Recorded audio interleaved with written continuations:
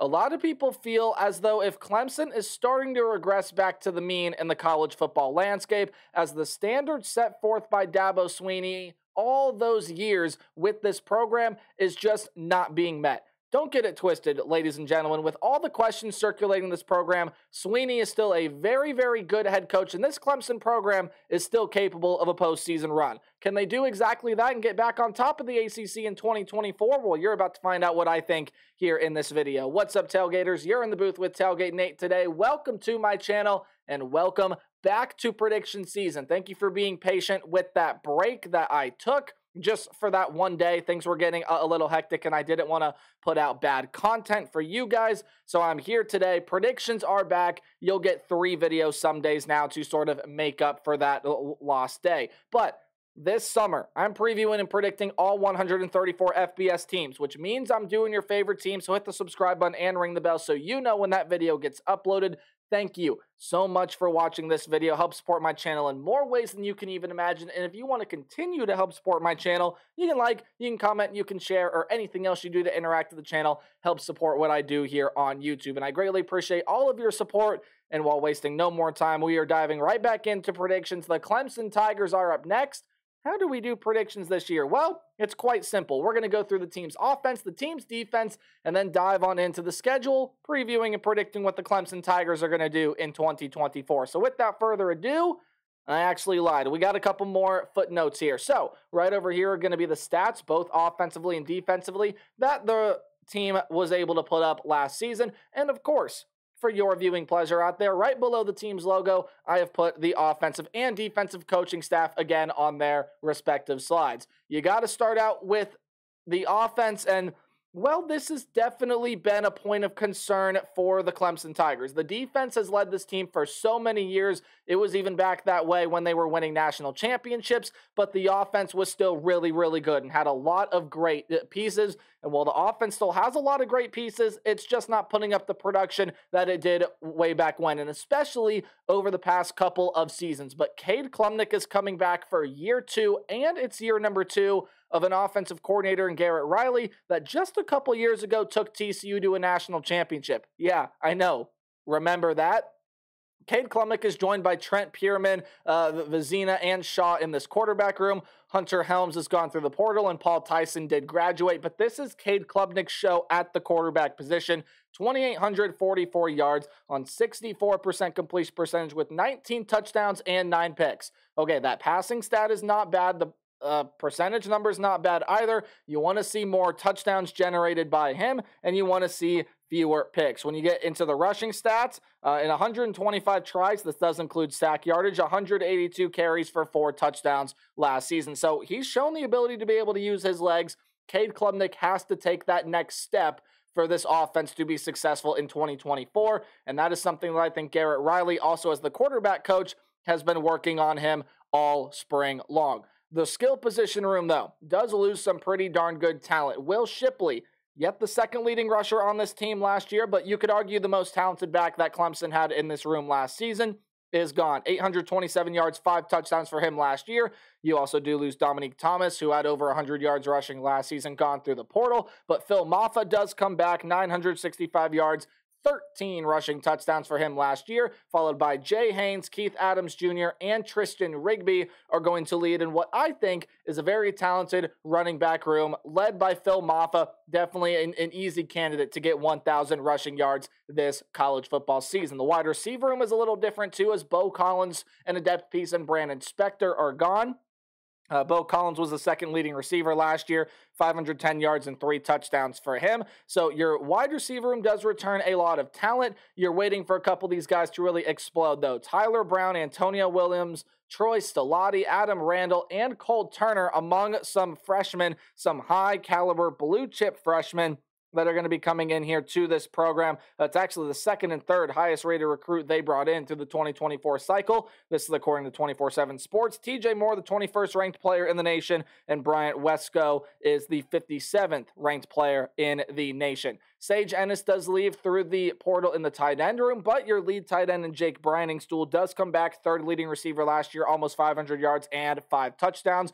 Meanwhile, Josh Sapp and Olsen Pat Henry are going to be back in the linebacker, or not in the linebacker room, my apologies, in the tight end room as well. Don't know why I had linebackers on the mind there, but moving on to the offensive line, Zach Owens and Mitchell Mays are gone through the portal. Some guys that played snaps for Clemson last season: Tristan Lee, Colin Sadler, Walker Parks, Blake Miller, Trent Howard, and Marcus Tate are all names that are going to be returning here on the offensive line. And in my humble opinion, the offensive line starting five is going to include some of, or I should say, is going to include a combination of those 6 names. The offensive line has been lackluster. Quarterback play has been lackluster as well. Those two things have to take a jump in 2024, and I am more than confident in Garrett Riley's ability to have a good scheme and to coach this team to the best of his ability. It's up to the players to deliver. Cade Klubnik has to take that next step. Phil Maffa has to continue to show us what he's shown us over the past couple of seasons, and that he's a really, really good back. Again, a candidate to get 1,000 yards this season,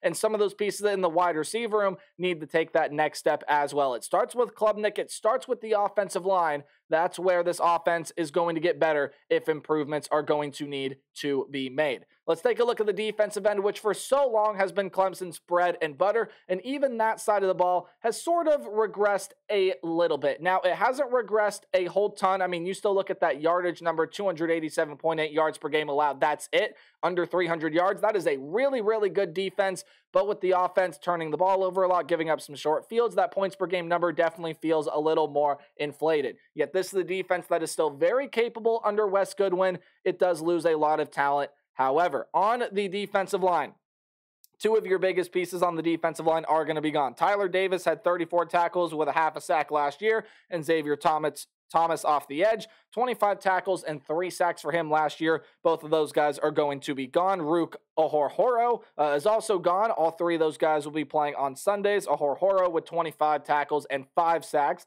That was second on the team last season. And then Justin Maskell is going to be graduating as well. TJ Parker, Peter Woods, DeMonte Capehart, Cade Denhoff, Peyton Page, and AJ Hoffler are all names that are going to be coming back. TJ Parker, the biggest one of those, 6 names that I do have up there.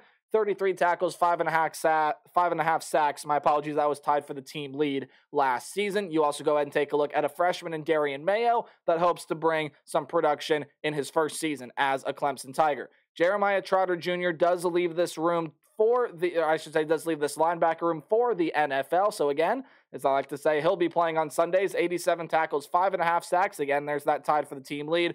5 pass defended, 2 interceptions, was the leading tackler, and you could argue was your best defensive player. You are definitely going to be missing his services in 2024, but Barrett Carter does come back. 62 tackles, 3.5 sacks, 5 pass defended, only 1 pick for him last year, but he's going to be one of, if not the best defensive player on this roster. Linebacker room also has Wade Woodaz, Kobe McLeod, and Jamal Anderson, as well as a freshman in Sammy Brown that, again, you figure he'll play a pretty decent role in this linebacker room during his first season. Your defensive back room loses a ton of exceptional talent. Nate Wiggins and Sheridan Jones are off to play in the league this upcoming season. Wiggins had 6 pass defended with 2 picks last season. And then when you go to Jones, 23 tackles, 1 pass defended, and 1 pick. Toriano Pride Jr. also gone through the portal. And in the safety position, Jalen Phillips also off to the NFL. And a surprise in Andrew Makuba, who was your 3rd leading tackler last year, had 6 pass defended, 42 tackles, has transferred over to a brand new program. And that he is going to be going over and playing for Texas. By the way, Toriano Pride Jr., he is off to go play for the Missouri Tigers. So what does the defensive back room look like now? Avion Terrell, Jaden Lucas, and Miles Oliver, as well as a freshman and Corian Gibson, going to be leading this cornerback room. RJ Mickens does come back. I believe he is going to be one of, if not the best defensive back in this room. He had 42 tackles with 3 pass defended last season, but you also do get Khalil Barnes back. He led the team with 3 interceptions last season, 6 pass defended as well. Sherrod Koval, Shelton Lewis, and Kylan Griffin will all be returning to this safety room. So still a really good set of defensive backs here for Clemson. And hey, kickers are people too. We got to show them some love. Jonathan Whites did graduate, so he will no longer be kicking for Clemson. You did get your punter Aiden Swanson back, and Robert Gunn will be taking over primary kicking duties for those field goals and probably kickoffs as well. When you talk about this Clemson defense, Yes, it is still a very, very good defense. It may not be elite. You could argue that it still is, right? There are still things about this defense that are really good. The talent is undeniable. They brought in a ton of really, really good players on the defensive side of the ball through their recruiting class. Including that linebacker, Sammy Brown, who's the 14th overall player, according to 24/7 Sports. Darian Mayo's the 148th player ranked nationally. He'll be coming off the edge, the 5th ranked player in the state of Maryland. So some good talent still comes in. A lot of good talent comes back. This is a pass rush that probably has to get a little bit better. A secondary that you would think, well, maybe doesn't necessarily have to get a little bit better. I mean, 173 passing yards allowed per game last year is really pretty good. But with all of those guys gone, there are going to be some guys that need to step up. But that rush defense, that pass rush up front on the defensive line, that's where it starts with this Clemson defense. Still a very, very good defense. I'm being really nitpicky here, but those are definitely things that can improve with this Clemson defensive side. Entering the 2024 schedule, here it is in all its glory. How do we break this thing down? Well, any game at home is going to be underlined, while any game on the road is in italics. That's that slanted text. Any game you see in green is a game that I think Clemson's going to win easily by 2 touchdowns or more. Any game in yellow is a game that, watch out for that one. Clemson's going to get a little bit of a scare, but it's still going to be a win for the Clemson Tigers. Meanwhile, a loss is going to be highlighted in red. That Georgia game is already highlighted in red, so let's just make that red a little bit brighter. I do not see Clemson beating Georgia in week 1 yet. I do see them giving Georgia a fight. I think this is going to be an improved offense from last year. You have year 2 under Garrett Riley, year 2 under Cade Klubnik, and even if he doesn't jump to that elite level of tier in the quarterback room, even if you just get 25 touchdowns and 3,000 yards, maybe 5 rushing touchdowns from Cade Klubnik this season, that's a step in the right direction, and that's exactly what you want to see. I know Clemson fans are probably going to expect more than the numbers that I just listed off there, but that's where it starts. Some of these wide receivers have to step up, and Georgia just has a leg up in pretty much every single position grouping on a lot of other teams in the country. That includes Clemson. Carson Beck is a better quarterback than Cade Klubnik. He's proven that. They have a better running back room. They have a better wide receiver room. The defense is much, much better. It is much more physical. While Clemson's going to be a physical defense here, I don't see Clemson's defense doing enough to slow down Carson Beck and the Georgia offensive attack. Georgia walks away with a win in the neutral site game week 1 in Atlanta, Georgia. But Clemson will be able to bounce back and beat Appalachian State in week 2 before they go ahead and enter some early ACC play. After their first bye week of the season, you get to come home and face a side that I am very, very excited to watch this year in the NC State Wolfpack. New quarterback this year, formerly of Coastal Carolina, it's Grayson McCall. You got some great wide receiver transfers, including Noah Rogers, who was a former, I think, 4 or 5-star recruit from Ohio State. You got a Duke running back in Jordan Waters. That is going to be really, really good for this team.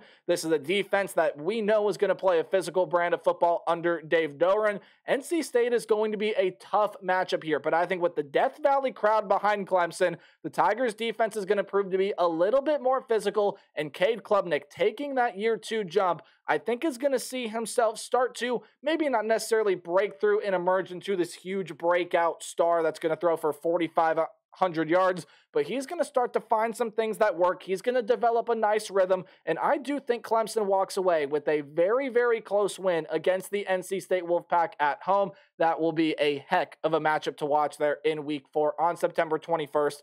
To me, that is a must-tune-in game. That's going to be a very, very fun one to watch. Stanford's first year in the ACC. You got to go up against one of the best teams in it, in the Clemson Tigers, and I do not think that the Stanford Cardinal prevail. I still think Troy Taylor's group has a lot of building to do, and I don't think they beat Clemson, so that's an easy win for the Tigers. I do see them losing on the road to the Florida State Seminoles. A lot of people are going to look at this Florida State team and say, oh, they lost all that talent from last year. How are they still going to be good? DJU transfers into this team. DJ Uiagalelei, ironically enough, a former Clemson quarterback and former Oregon State quarterback, where he hasn't necessarily lived up to the hype he got coming out of high school, but he's been a very good quarterback. He gives He's still been a very good veteran quarterback regardless. He gives Florida State that veteran experience. There's still a lot of talent in the wide receiver room. There's still a lot of talent on defense, even with everything they lose. And with Clemson going on the road here, I just don't see that offense being able to do what it needs to do to outdo Florida State's offense. And I think Florida State's defense is going to be better than a lot of people expect this year. So I have the Seminoles winning that one, handing Clemson their second loss of 2024. Then you have to go on the road and play a Wake Forest team that I think has some really, really good pieces. And this is one of those games to me that screams, trap game, right? Sorry, microphone warning if that was too loud. I apologize.